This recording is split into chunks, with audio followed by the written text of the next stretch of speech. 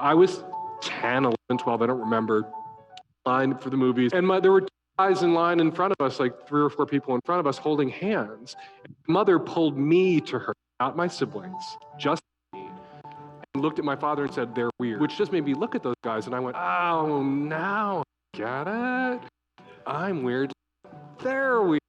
And I looked at them and I thought, they look happy. They look like they're in love. I'll be fine. Inform brings you incredible stories. I left 2 days before the revolution. It killed me so hard. James has never experienced the taste of fruits that haven't been attacked by pesticides, just like he's never experienced a neighborhood that hasn't been attacked by bullets. Some things go hand in hand. People say what's on their mind. I think that it is a cardinal sin to lie to the American people about war. Partisanship is a version of narcissism. In downtown San Francisco, the Commonwealth Club's Inform curates events that bring you face to face with the world's changemakers. 1/3 of wage gains that women have made since the 1960s were made as a result of the birth control pill. Twitter is a technology that I don't think we've seen before in this world. Since 1903, the most innovative leaders have come to the Commonwealth Club to share their vision. Sharing cars, sharing their homes, sharing a shared dream, a shareable America. That could work. You each can play a role in helping us chart a better future. Housing and health and education and policy all live close to the surface in us when our children are murdered. It's all the same story. We bring together the visionaries shaping the emerging trends in technology. It was a combination of Instant and Telegram. It was the idea that you could take a moment in time and you could capture it and you could just send it out and broadcast it with the entire world. I just threw the site together in about a week when I was at school. Oh, great. We've got angels, we've got incubators, we've got accelerators, we've got seed funds, we've got crowdfunding. We eat, we drink. One of our first dates ever, we pickled like 100 pounds of herring and made 300 pounds of sauerkraut. Wow. Yay! We never shy away. 75% of the people of this country want universal health care and expect it. And damn it, let's go. Concentrated, deep, slow, loving, tender, passionate sex. Whether you want to be on the cusp of current events or feast on pop culture. I should have a great time writing it. I should write a book that is as fun as any party I'd be skipping. Inform events are fun and action-packed. I have an anthropology scarf that does that twisty thing, so. Come feed your mind and soul and celebrate the future with Inform. I love San Francisco, and every time I come back here, I remember that this is the only city in America that has magic.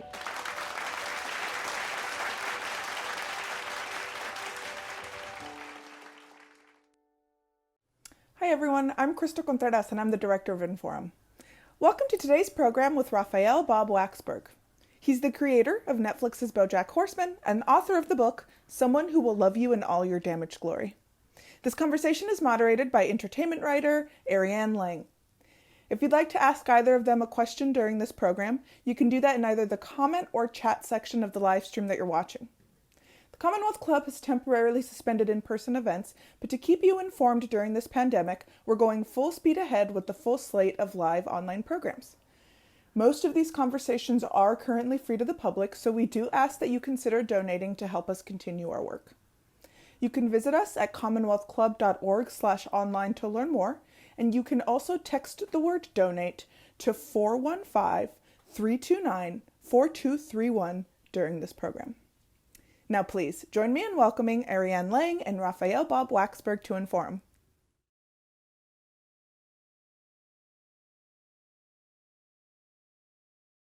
I'm Ariane Lang, an entertainment writer and a journalist, and I'm pleased to be in conversation with Raphael Bob Waxberg.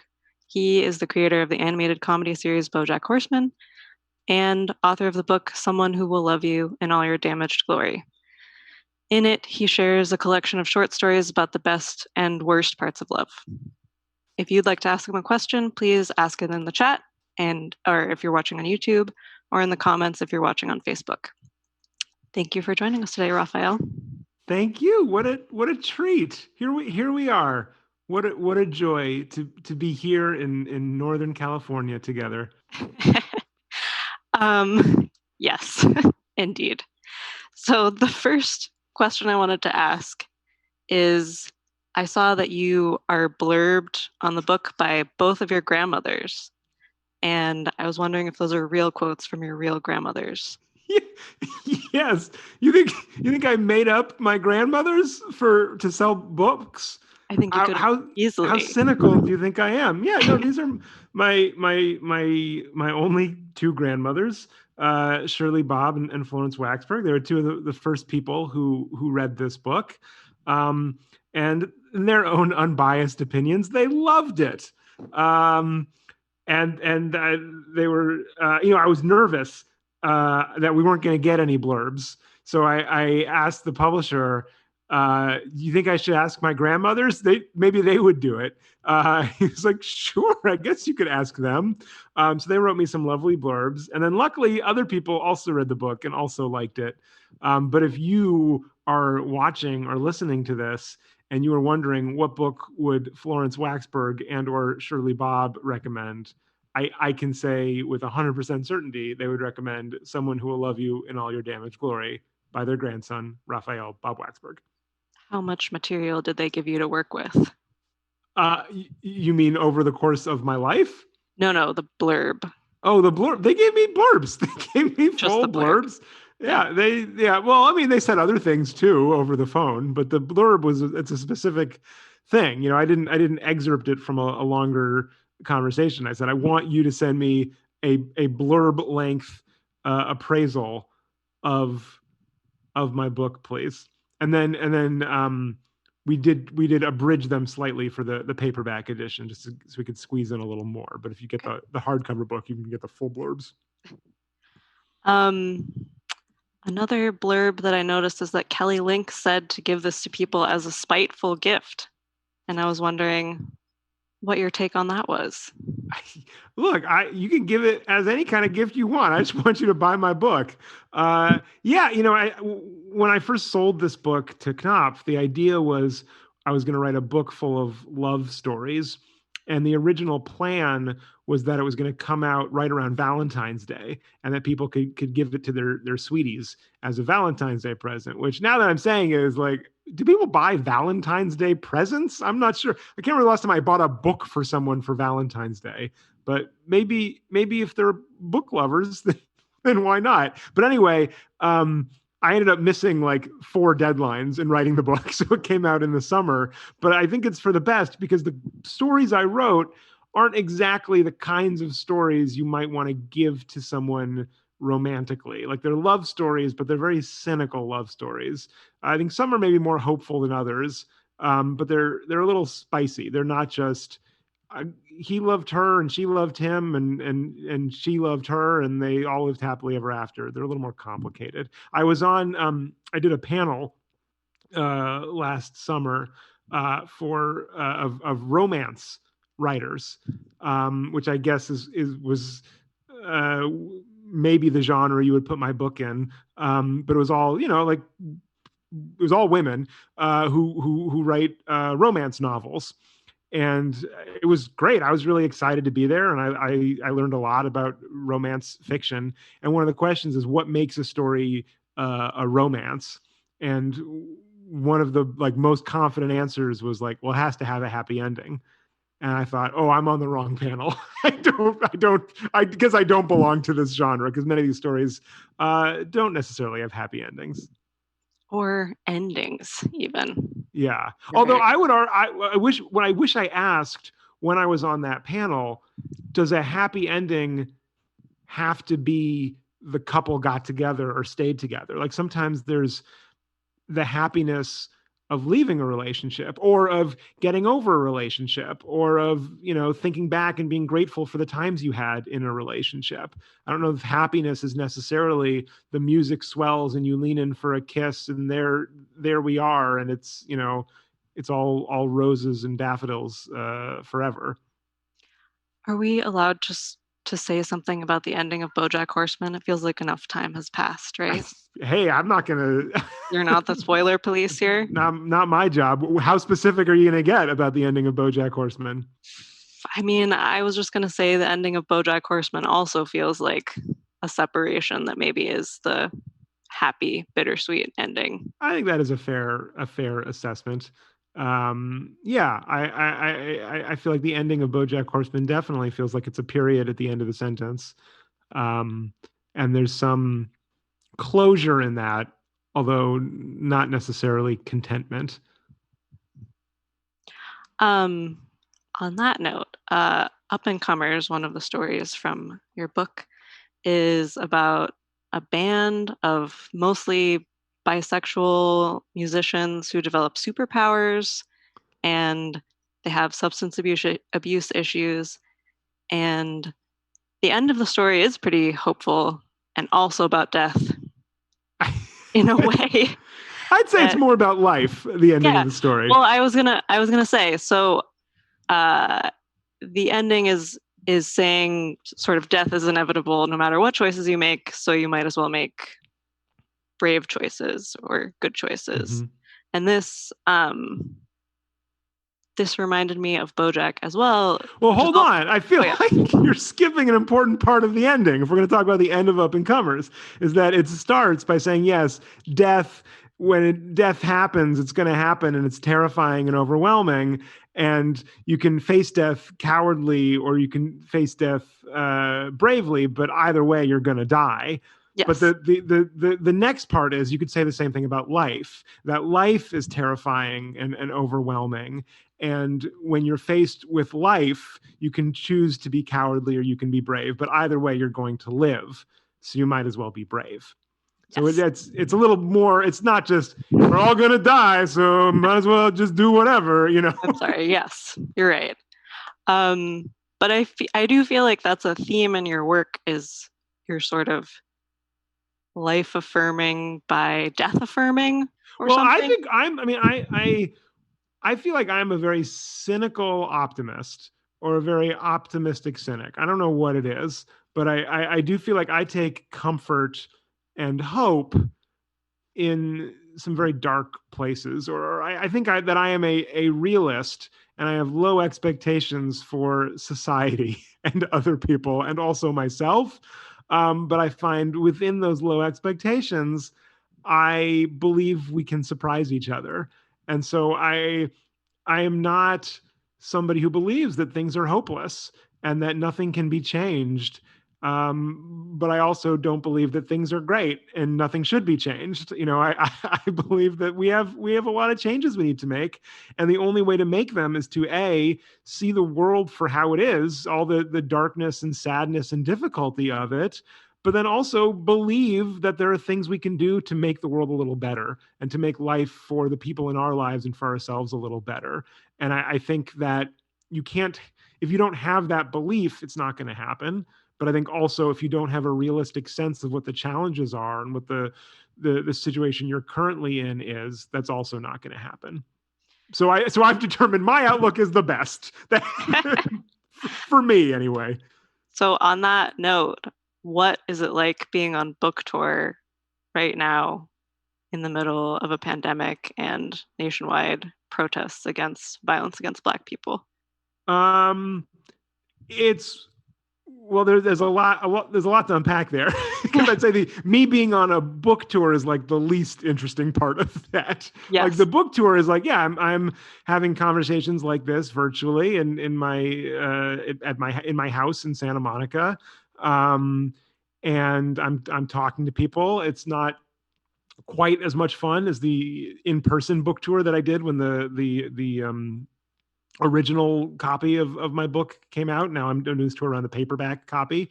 I miss meeting people and talking to people, because so much of writing in any kind, I mean, particularly TV writing, but also book writing, is not meeting your audience. It's you make it and then you put it out, and you can get a little bit on social media of what people think, But it was really amazing to me last year to go from town to town and meet people who were fans and actually get to talk to them face to face and sign books for them. And I do miss that because that was cool. But otherwise, I think, yeah, there are people are having a much tougher go of it than I am. When my biggest complaint is that like I have to do my book tour virtually versus in person. So I am very grateful for my own situation. I feel very lucky, especially the way this pandemic has landed on a lot of people and put stresses in a lot of different places. I feel like I am very blessed that I it has not hit me specifically as bad as it has hit others. What is love? What is love? How do you define Baby, don't hurt me. Don't hurt me. No more. What is love? What is love? I don't know. If you'd like to know, you should read my book. If I could explain love in a sentence, I wouldn't have needed to write a whole book about it. I mean, love is the feeling that you have for someone you love. What is a table? What is a chair? I mean, these words are hard to define. Maybe a table and a chair are easier to define than love. Probably. I mean, I don't know. I mean, I think you know it when you see it, or when you feel it. I mean, I've always been fascinated by people who don't know if they're in love or not, because that's never been a problem for me. I feel like I've always been able to tell pretty cleanly, like, I love this person. I do not love this person. I like this person. But there's no check boxes. I mean, I don't know. I don't know what that means to love somebody else or feel love for somebody else. What do you think? I mean, I was reading all About Love by Bell Hooks in preparation for this interview. Oh, okay. What does Bell Hooks say? She a says, smarter writer than I. She says that love is should be thought of as a verb mostly, and that it is. I think that's great. Extending one's. She's quoting someone else, but then she expands on this idea. It's extending oneself for the spiritual nourishment of yourself or someone else. I think that's fantastic. I love that. Love is a verb. I think that's what it is. And it's a sentence. You know what I mean? Like when I say love, that's a full sentence because it's a command. I'm telling you to love. It's an active thing you do. I think that sounds good to me. Let's say I said that. I agree. Okay. Let's put the quotation marks around the whole thing with bell hooks and then Raphael Bob Waxberg at the end of it. Great. Let's see.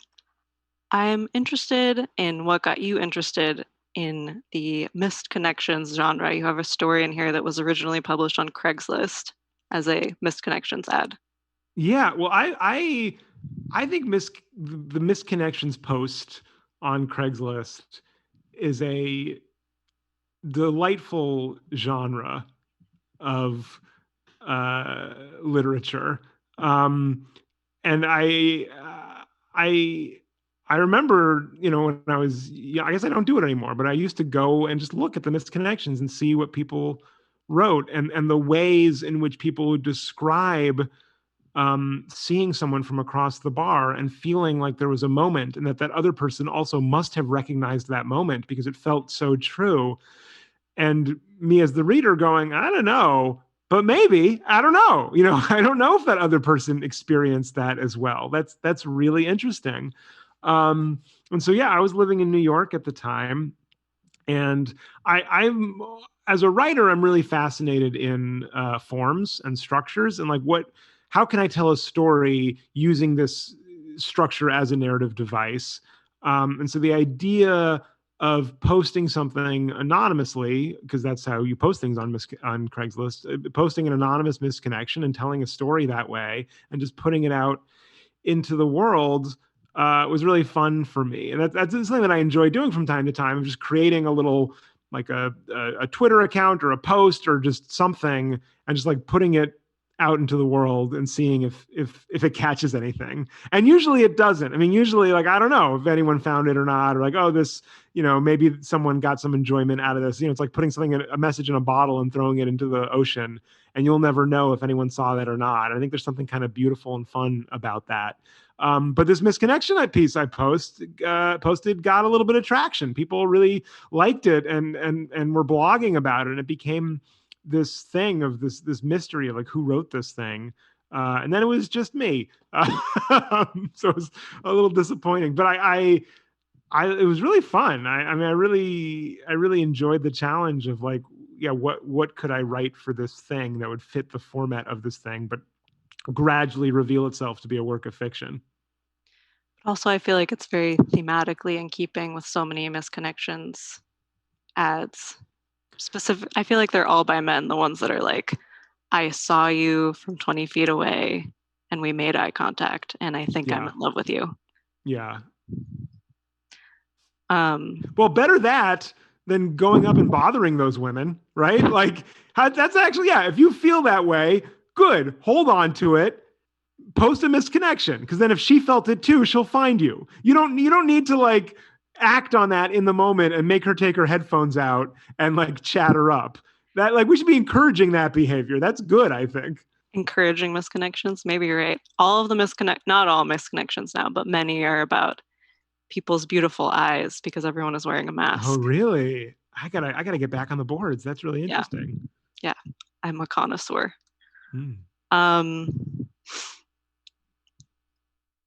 Let's see. I wanted to ask about the cashew story. In the beginning of the book, the first story is about circus cashews, that a man offers a woman this can of cashews that may or may not have a snake coiled inside about to pop out. Yeah. And when the book first came out, someone described one reviewer described the story as hopeful, and I was wondering if you think that story is hopeful. I love that. Actually, I get that question a lot, not about that story, but about my work in general. Like, is BoJack a hopeful show or is it a hopeless show? And I think, again, I think there's like a hopeful cynicism to that story, or there's hopefulness in the midst of cynicism, right? So basically the way the story works, and it's, I think, a really nice introduction to the themes of the rest of the book, is the cashew can is a metaphor for starting any relationship, and that this guy is offering you this can of cashews that very suspiciously looks like a prank can that a snake is going to jump out, but the can itself is promising you that you're not going to get hurt this time. That even though every other experience you've ever had, opening a can in this shape has led to a fake snake jumping out and startling you, this time will be different. And so I think there is something, so you can read it very cynically and read that story as like, yeah, all love is stupid. You're always going to get hurt by it. You'd be better off alone. But I think I don't know if that's the implication of the story. I think it leaves you on that question of, do you open the can or not? And I mean, I think, yeah, of course you do. I mean, I feel like, so what's the story? She goes, oh, okay. And she puts the can down and she leaves the room. I think she's going to open it, but it's open to interpretation. And I think the rest of the book is stories of people who maybe against their better judgment have opened that can. And I think there is something somewhat hopeful in that, at least in the characters. I mean, there's a hopefulness in like, yeah, once more into the breach. Like, I believe that this can lead to something else, even if all my experiences thus far have gone against that. I think I think there is hope in that. Have you always felt that way? You've talked a lot about becoming less cynical after. Yeah, well, it's funny. I think after meeting my wife, I think the you can track these stories, the evolution of this book in my own evolution, and yes, that story was written when I was single and very cynical. So, but again, now looking at the trajectory my life has gone, now I look back at it with more hope because I think, oh, look at the guy who wrote that story didn't even know how much hope there was yet to come. Didn't even know what love could be for him or what it could do for him. So even if the story itself is cynical, its placement for me, at least in my own autobiography, and of course, nobody reading it is going to have the same reading. But for me, I see tremendous hope in it because I see the potential of this person who was this cynical and this beaten down, who yet still allowed himself to open up to the possibility of love and was profoundly rewarded for it. You kept opening those cans of cashews, even though eventually I found a good one. Yeah. Great. Let's see. I also wanted to go on a little fact-finding mission, so off of this. So in the acknowledgements, which you just alluded to, I think, you wrote, "Finally, I would like to thank my wife. About half of these stories are from before I met her and half since, and I'm convinced if you line them up in the order they were written, you could pinpoint the moment when my heart became whole." And that's super sweet, obviously. And then I thought, I was reminded of, I actually didn't remember where I read it, but I remembered reading a feature about BoJack in which like the end of the story was you emailing the reporter months after the interview. So he at like during the interview, or one of the interviews, I don't know, the person asked you something and you specified that you had a girlfriend, like you just wanted to make clear that you had a girlfriend, and the reporter asked you how it was going. I feel like I want to interrupt right away. That story was for the New York Times, and it was Stephen Roderick. I really enjoyed the piece. I really enjoyed meeting him and talking to him for the piece. But his claim that I felt the need to interject that I have a girlfriend, by the way, I feel like that doesn't sound like me. I feel like it must have come up somehow, or he asked, or we were talking about it. I don't think I felt the need to say, oh, by the way, make sure you tell people I have a girlfriend. Okay, I mean, the way I interpreted it as a reader. I think that's the way it feels in the piece. You're not wrong. I think he implies that. No, I was going to say the way I read it is like you were talking about how cynical you were, et cetera, and it sounded like you were like this huge, maybe misanthropic person. Then you were like, just so you know, I do have a girlfriend. Yeah. Like there is love in my life. Okay, well in that case, I guess he did a good job. I'm sorry for impugning your reputation, Mr. Roderick. But yeah, so you said you had a girlfriend, and you said it's going well, and then a pause, and then I think. Yeah. And then a few months later, you emailed to say, can I update that? Things with my girlfriend are going marvelously. Yeah, well, what happened was there was the fact checker called me, and not every publication does this, but a few of the fancier publications have fact checkers, which I think is great. I think it's a great job for someone to have, and I think it makes the stories better. But so sometimes I'll do an interview, and then I'll get this follow-up like a month later from this fact checker, and they go down in the order of the story, so you can kind of picture in your head how this article is going to be laid out, and you can kind of get a sense. And so I got a sense from the questions that the kicker of the whole piece was going to be, it's going okay, I think, which on some level, I appreciate that as like a hopeful cynic, because I think that to me represents like a little bit of hope on the horizon. But then I also thought, now where it's a few months later, I don't want my girlfriend to see this article and see me say it's going okay, I think, when that's not accurate anymore. it's going marvelously now. I wanted to update, and so I very frantically sent an email like, it's not too late to update the piece, is it?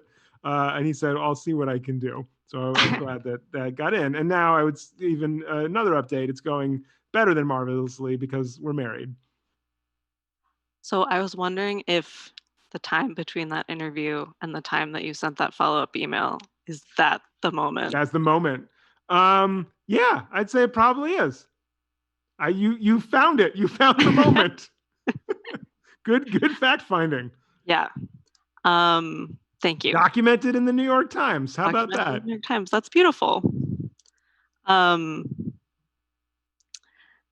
And there's also a memorable story in your book that is sort of a riff on this unintentionally poetic handwritten sign that's from on a store, the front door of a store.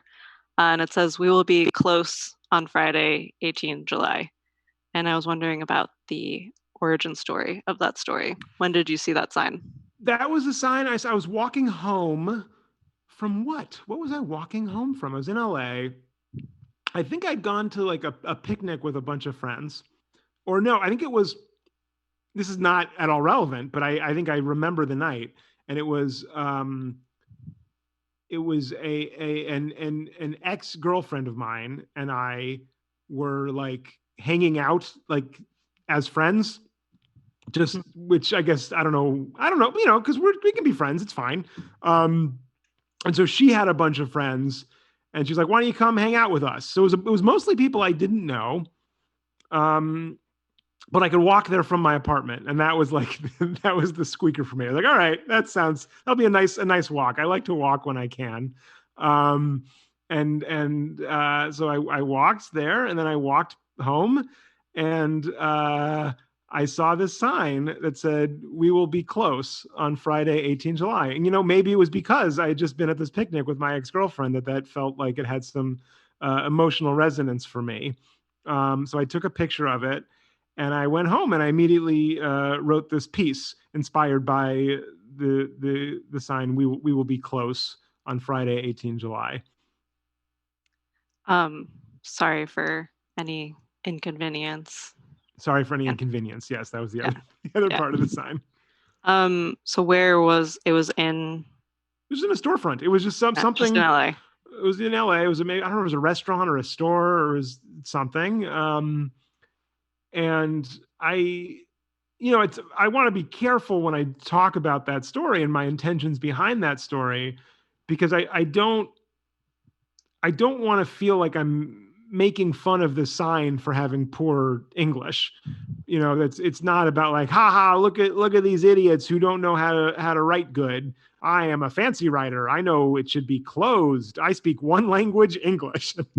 I'm not here to judge anyone, but I found beauty in the accidental poetics of it. This idea of we will be close for one day really, really, really tickled me.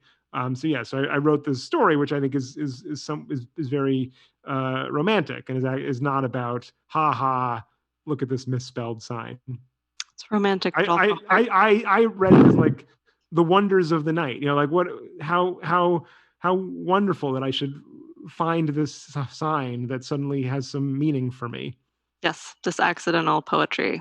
Yeah. Do you mark 18th July in any way now? Is it like in your mind?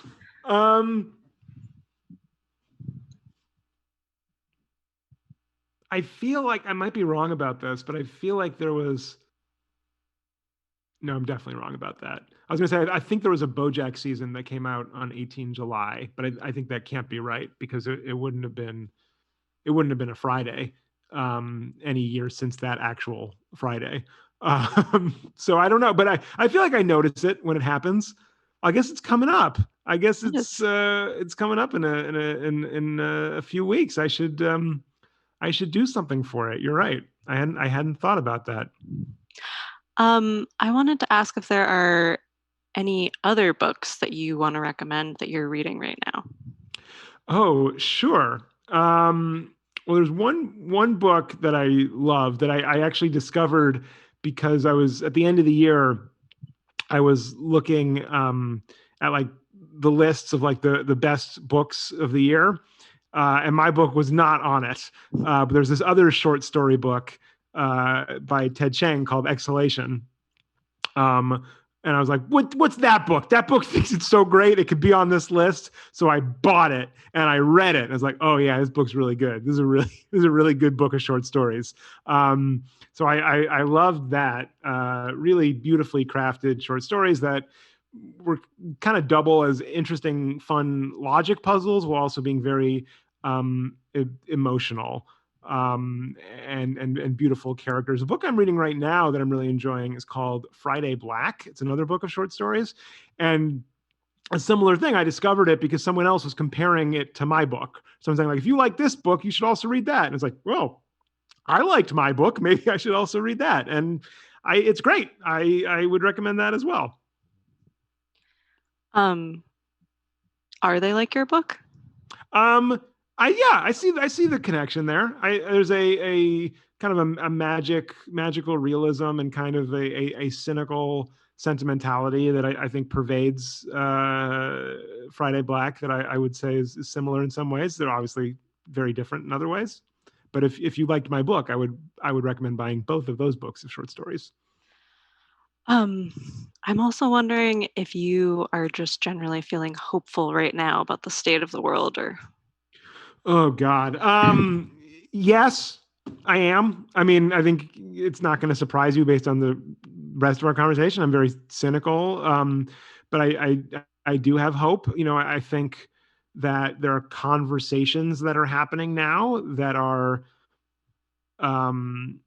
maybe a little depressing that it has taken this long to have these conversations. I mean, specifically talking about police, talking about racism, specifically anti-Black racism, both in society, but also it's kind of snaked out to all levels of culture. I think there are conversations being had about hiring practices and about pop culture that is not really at all related to police violence, except that it's about the society that we're all swimming in and the dangers of allowing status quo to continue just for the sake of status quo. So I think those conversations are good. And I think, a lot of times you have conversations, they don't necessarily lead anywhere. I don't think they're going to lead to all the places that I would like them to go, but I think they will lead to some places. I felt similarly a couple of years ago when it felt like this Me Too movement was happening. I mean, in some ways it feels like that's still happening, but without necessarily the same kind of energy or emergency behind it. But I felt then too, like, yeah, once we're done all talking about this, a lot of things are going to snap back into place, but a lot of things won't. And so I am somewhat optimistic that based on a lot of the conversations that were happening now, there are a lot of things that won't just snap back into place. And even if a lot of things do snap back into place, I think there are small changes that are going to make a lot of difference. And I think that there are certain ways in which people think that has been shifted for good, and that those people aren't, all of a sudden going to become radicals or activists as much as I would like them to, or myself to. I do think it is a good thing, although it is also a very hard thing. And I wish that it didn't have to be, that great change didn't have to be coupled with tremendous trauma and suffering and anger. But I sometimes I worry that that's the only way that change can happen. I was actually thinking that now is a great time to be talking about a book about love in some ways, because I feel like everyone is staying home sort of as a way of expressing care for our communities and for other people. Because of the coronavirus. So what you're saying is what the world needs now is love, sweet love. Sweet love. Yeah. Yeah. Exactly. And also all the protests, I think, are coming from a similar place. But going off of what you said, I was wondering has your thinking shifted in any way, and like, will you take it into your work? Oh, yes. Forward?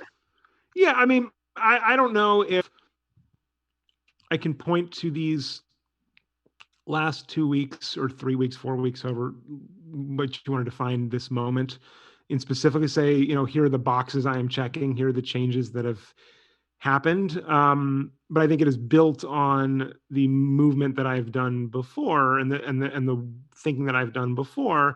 And I think it's caused me to be more aware, certainly in regards to specifically Black people, but all people of color. And I think I, in the past, have been guilty of perhaps painting with too broad a brush when it comes to marginalized people and thinking about women and queer people and non-binary people and people of color as a collective other that I need to be conscious of and create opportunities for and make space for. And I still do believe that, but I also believe it is important to specifically think about each of these separate groups as separate groups, and even the people within that as individuals, and think, what am I doing for those people or those people or those people? I can't just kind of check a box and think like, this is what I've done for people of color generally. So that has been a big shift that I think has been built on experiences that I've had in the past, but I think has really come to a head in the last month for me. And then also to think about, what as someone who has power, relatively, what am I doing? What am I actively doing with that power? Because I think talk is cheap, and I think platitudes are cheap, and even me saying that feels cheap. And so that's why I'm uncomfortable talking about it sometimes, because I feel like the work is not in the conversation. The work is in the work. And so that is something that I want to continue doing, is thinking about what are the moments where I have power and how can I test that power or push that power, and not just help people or think about people other than myself when it is comfortable for me or easy for me, but how can I test the limits of what my influence can do or be. Is there an example of that? Is there an example of that? Well, I think in hiring people. Yeah. And that is something, I think especially when I look at, I was been talking recently about the casting of Diane on BoJack Horseman, who is a Vietnamese American character who's played by a white actress. And that is something that I wouldn't do now. But the truth is I didn't really feel comfortable with it then. And I did it because I didn't trust my own authority in making my own show, which feels a little silly to say, but I was a first-time showrunner, and I didn't put my foot down hard enough. I didn't make this the priority that it needed to be. I let myself become convinced that it would be okay if we had colorblind casting for this animated show, because there was precedent for that, because other people had done it before, had done similar things, because this was not as bad as things other people have done, because I wasn't asking a white actress to put on an accent. There were arguments that I rationalized for myself and other people rationalized for me that allowed me to make that decision. But the main thing was, it was the easier decision. And it's not, I can't just say, oh, I didn't know it was wrong then, and I learned. I think I didn't know how wrong it was or the ways in which it was harmful, which I think I've since become more aware of. But the truth is, I was never 100% comfortable with it, but I allowed myself to be comfortable with it because I thought that would make things easier for everyone. And by everyone, I mean me and some of the other people who were making the show. I also feel like because of that mistake and because I did that, I think it is important for me to speak honestly about that and talk about my struggles with that decision that I've had since then and how it has affected the show, which I've done on numerous interviews, because I don't want other showrunners to look at my show as an example the same way that I looked at other shows. I don't, and I'm sure they did. I'm sure on some level it affected things that, when shows like Big Mouth or Central Park, to name a few that are also in the news right at this moment, when they were looking at casting characters of color, and they thought, is it okay if we cast a white person? I'm sure one of their data points was BoJack Horseman, and they said, well, they did it and it was fine. And so I'm very uncomfortable being that data point for somebody else. And so for that reason, I think not only that reason, I think it's important for me to speak on that. We are going to ask some audience questions now. And I did want to remind our audience that you can submit questions. From Jack, he wants to know, why did you decide to voice Charlie Witherspoon? So Charlie Witherspoon is a character on BoJack, and I feel like when I describe him, I kind of, he talks like this. And someone told me once, like, you don't need to do the Charlie voice. Like, it's your voice. It's not that different from your actual, people know you're Charlie Witherspoon when they just hear you talking regularly. But Charlie Witherspoon is a character on the show. He first arrived in the first season. And we were thinking about it, and whenever you'd come up in the writer's room, I would just kind of like do it. And then like Charlie comes in, he goes, oh, okay, Dad. Oh, it's my first day. I'm really scared. Like that's his like thing. And then I think I maybe did it at the table read, before we had cast the part. And then I think the other writers or maybe the producers suggested you should just do it. Like that's the voice. It's very funny. You're going to bring in another actor and tell him to do it like that? No, you should just do it. And I have a deep affection for Charlie, who is a very problematic character. Like I wouldn't want to suggest that Charlie is any sort of hero, because he is definitely not. But I definitely relate to his feeling like he's constantly in over his head. I think that is something that I especially the higher he climbs in his career and his life, the more he feels really out of place. That is something that I deeply relate to, that imposter syndrome. And going back to a Diane-themed question, Lynn wanted to ask, how do you feel about Jenny Slate choosing not to voice her Big Mouth character, and asking for a Black voice actor to take the role? I think that's fantastic. I think that's great. I wish that the show had made that consideration at the beginning, and I wish my show had made that consideration at the beginning and been more thoughtful about that. I think it's hard to what's the expression? Switch boats midstream? Is that the change horses? Change horses midstream. It's hard. It's difficult to make an adjustment like that. So I really applaud them for doing that, and I also applaud the people who criticize them, who I think made them feel like it was impossible to keep going. I mean, I think that is like, I don't want to give too many kudos to them or myself for admitting a mistake. I think when change like this happens, when people become more thoughtful, it is because other people are loudly telling them, this is a mistake, this is wrong, here is why. And I think sometimes that job can feel like a thankless job when it feels like people aren't listening to you. So I'm really glad to have these examples to point to and say, people are listening, like keep up that criticism. Even me, when I talk about mistakes I've made with Diane specifically, or other mistakes, sometimes that's scary, because every time I do, it invites more criticism. More people say, well, even in the course of that apology, you messed this up. You said this wrong. And that happens every single time. And every single time it feels bad. It feels bad to be criticized, but it's good. And I'm glad that I do, because any changes that I have made in my own thinking, any evolving I have done, has come from people criticizing me. And whether that's people who I love and trust and respect, or it's strangers who are really mad and make me go, wow, that person's real mad. What is going on there? I think that is helpful. And I think sometimes it feels like it isn't, but it definitely is. Anson wants to know, how do you remain hopeful / optimistic in the world that we live in? The issues you highlight about the bad in the world, especially through Diane's character in BoJack, feel relatable and also unsolvable. I think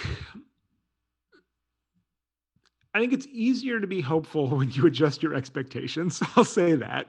And I think you can think about, like, one thing that makes me feel very hopeful is when I look back at my own life and I see the ways that I have changed and evolved, whether that's politically or just in interpersonal relationships, how I've learned to talk to people, how I can look at moments from my past and go, oh, I wouldn't do that now. I'm better than I was then.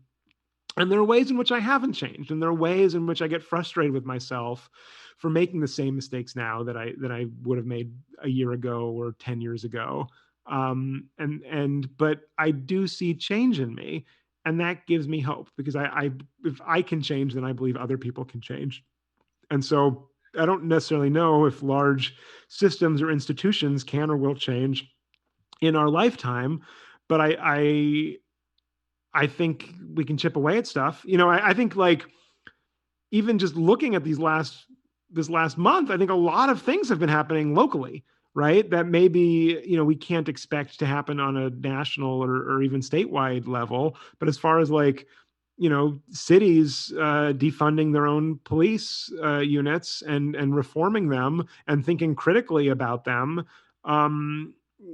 I feel like there's some sort of tipping point happening there. And again, I don't know where that's going to go, but that gives me tremendous hope that people, that in small places and small ways can change, and that moves can happen. I think that's the only way to make change, is to have hope. I think if you don't, if you can't envision a better world, then it's not going to happen, because there's so many forces who don't want the better world. There's, I think the status quo is very much entrenched, and it's not going to happen unless people believe that it can and work to make it happen. How do you approach character development in the short story form? How much do you know about them outside of the moment or moments we experience with them? None. I don't know anything. I mean, anything that exists is what's in the story. I mean, I would say there's stuff I've written for some of these stories that ended up getting cut out of the stories that maybe informed the way that I wrote them, but they're not true because they're not in the story. Like, the only thing that exists is what's in the story itself. So anything you want to imply in your stories, you need to make sure it's being implied by your story. You can think and create a world of background that might be helpful for you in crafting your story. But it's not, then other people can read it and they'll come to their own conclusions, and they're not any more right or wrong than you are. When I think about what makes a story, and this is true in television and in short stories and novels and movies and in any art form that I want to be writing, and this is just my philosophy, and not everyone would agree with this, but my philosophy is what makes a story is change, and that something has to happen in the story where it feels like if you took a picture at the beginning and you took a picture at the end, the pictures wouldn't be exactly the same. And if the pictures are the same, then you haven't told the story. I don't mean physical pictures. I mean, a diagram of the emotional state of the characters. And I think where that change really needs to occur is in a character or in a relationship, right? That the characters start the story in one way and they end it in another way. And sometimes that is just your understanding of the character. The character itself has not changed, but has revealed something to you, the reader or the audience, that you did not know at the beginning. But I think when you're thinking about character development over the course of a story, you want to think of that development, like it's developing. It's like love. It's a verb. What is changing for your character during the story, and how is the story you're telling articulating that change and expressing that change and allowing that change to happen? Crystal would like to ask, is writing TV a lot different from writing a book? Yeah. I mean, I would say the art of it is not that different, but the craft of it is very different, right? So when I think about story in the same way, I think about character in the same way.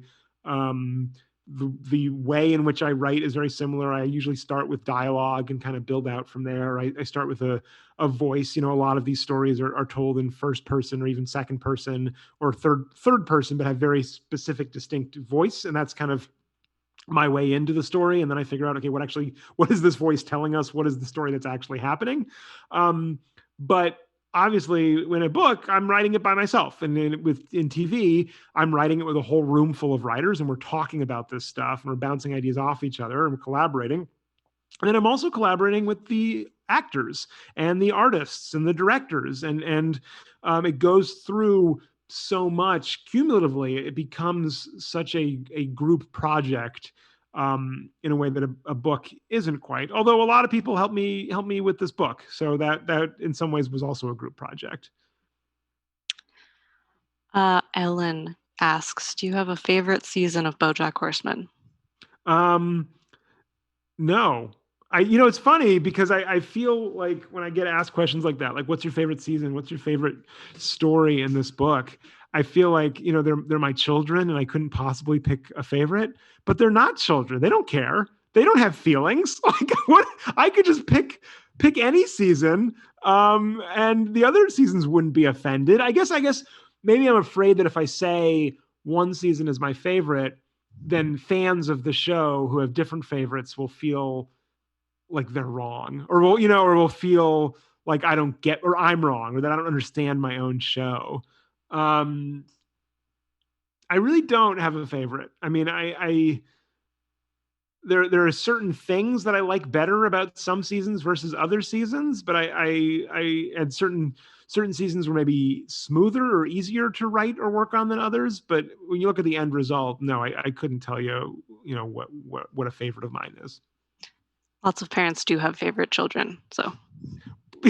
Well, maybe. Ellen is my mother's name, by the way, so maybe that was my mom very sneakily trying to tell me that I am her favorite child. I don't think she would do that. I do remember there was one season, I don't remember which one it was, but I cried a little bit because I was so relieved that it was only sort of hopeless at the end. That was probably season 4. Probably. If you're thinking like the seasons that were only sort of hopeless, I feel like season 4 ended the most optimistically of all the seasons. Although I'd say season 2 ends somewhat optimistically. Is again, what does it mean to be optimistic, right? Like I think season 3 is maybe the darkest ending, or the most hopeless. But even that has a little bit of hope, depending on how you interpret it. And I'd say every other season is slightly hopeful, but also very much not. And it's up to you. It's how much hope do you think these characters have? That's open to interpretation. What sort of advice do you have to people just starting out in their careers? Who asked that? Is it anonymous? I'm not sure how to say the name. Chandra Shakar. Oh, okay. I'm sorry to blow up your spot. No. But I feel like they asked a question. They deserve to be. Yeah, the first piece of advice is get your name out there. Get people saying your name. Starting out in your career, I would say the best thing you can do is write a lot.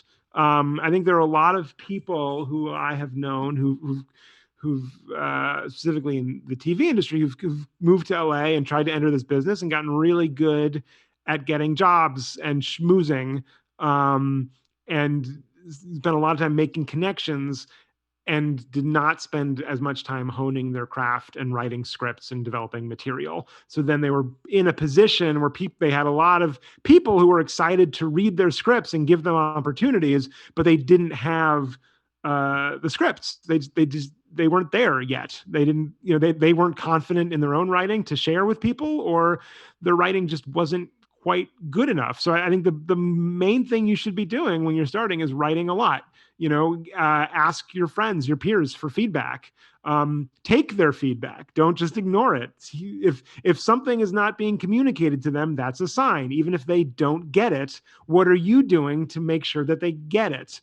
I think for me, when I was first starting out, I would take my laptop every day to a coffee shop where I didn't know the Wi-Fi password. That was very important for me, because if I knew the Wi-Fi password, I would be on the internet for like 7 hours and I would waste the day. Some people can be more disciplined than I can, but if that's you and you know yourself, find a way to disable your own internet so you don't get distracted. I had a routine where I would turn the internet off on my computer before I went to bed. And then in the morning, I would not turn the internet back on until I had worked for 4 hours. So I didn't have to get to work right away. I could eat breakfast. I could maybe watch a TV show, but I couldn't go online until I'd put 4 hours in of writing. So that's my advice: is write a lot and work on multiple things at once too. Like if you hit a wall, if you're having writer's block, pull up another document and start writing something else. Get back to that thing later. That was one of the fun things about writing my short stories. I felt like I could, if I hit a wall with one, I could still be productive by working on another one. So we're about to finish up, but I think we close with the question, what is your 60-second idea to change the world? My 60-second idea to change the world. I think everybody in the world should take a workshop where they learn, and this is related to what I was saying earlier, where they learn that criticism you don't need to defend yourself. You can just take the criticism. Like, it's not an attack. It doesn't show weakness to admit that you did something wrong, that you can apologize, and you also don't have to know how to be better right away, but you can allow yourself to admit that you messed up and you don't have a solution. I think if everybody could learn how to do that, we would be in a much better, more constructive world. I also think we should defund the police. Yeah. Thank you so much. Thank you. This was so fun. Thanks, everybody. Thank you for having me, and thank you for watching and listening.